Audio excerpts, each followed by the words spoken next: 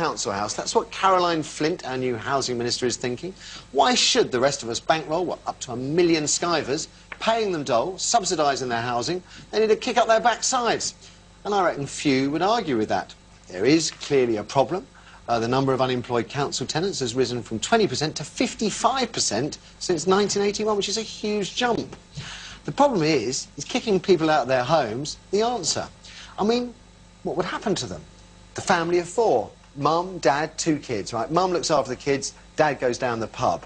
Are we going to throw them out on the streets because dad's the living embodiment of Frank Gallagher from Shameless? Eh? It seems a little harsh on the children, don't you think? To be made homeless because dad's lazy? The only alternative would be to rehouse the family, and if they're not offered another council house, then if we follow Caroline Flint's logic, it will be expensive P&B accommodation, because councils have a legal obligation to house families. Now, call me cynical, but I'm starting to suspect Miss Flint's plan is totally unworkable, David. I just find it fascinating. I think, for a start, what have they been doing for 10 years?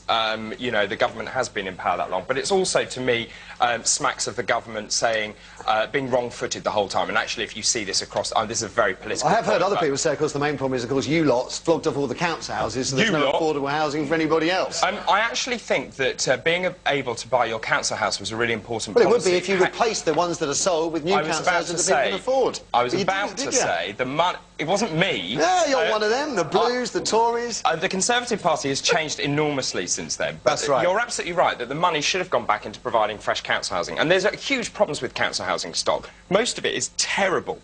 If you've been to a council house, it's really... A lot of them are very dilapidated, they're really old-fashioned, they need masses of money spent on them. What we've got to do, and I do agree with some of what she's saying, is that there seems to be... I'll just say, the way I've got a friend who lives in a high-rise just around the corner from me, and when I go there, apart from my mate, I haven't met anybody there that speaks English yet. Right, so what are we going to do with those people? There are a number of issues here, which is that there are those people who really do deserve council accommodation, who need to be looked after by the state. There are those people who do not, and who are basically David, we're going to run out of time here. What do you do with unemployed people who live in council houses who don't get a job? I think you have to incentivise them, and they need to get back to work, and then a raft of measures to do that. OK, but not kick them out of their houses. I agree with you. I don't know how you do it with children involved. The debate that this will cause is actually very, very good, because we are actually going to wake up to the fact that she's dead right. There are whole swathes of our communities which have a sort of nobody works around here culture. That's what you call it. Because they've gone through a substandard education system where they've been allowed to run riot. They haven't been given any incentives, as David said quite rightly, to get on.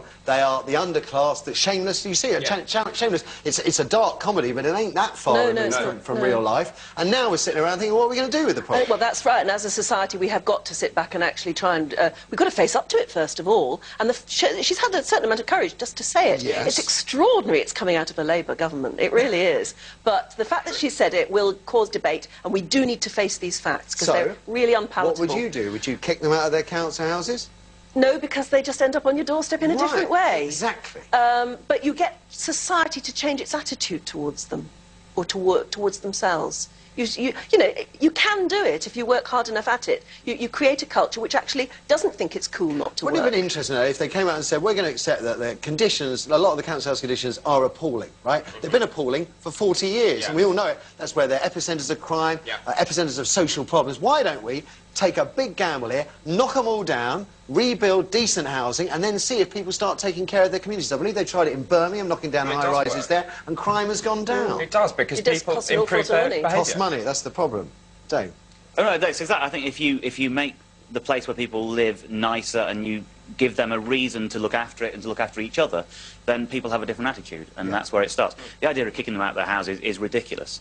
And stats that say the unemployment rate in council accommodation is higher than it is in the population at large, well, of course it is. That's what council accommodation's for people who are at the wrong end of the spectrum. Low income. To help them. You've got 3/4 of under 25-year-olds living in Council Rocks are unemployed. Yeah.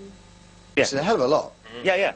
But they would also tend to be, especially, and I would bet, anecdotally at least, you could look at some council places which are actually well maintained and have been recently refurbished, and I'll bet it's lower there than it is in the ones which are less well maintained, because it engenders an attitude in you that life is worth living, and things that you can have nice things and you can go out and get something.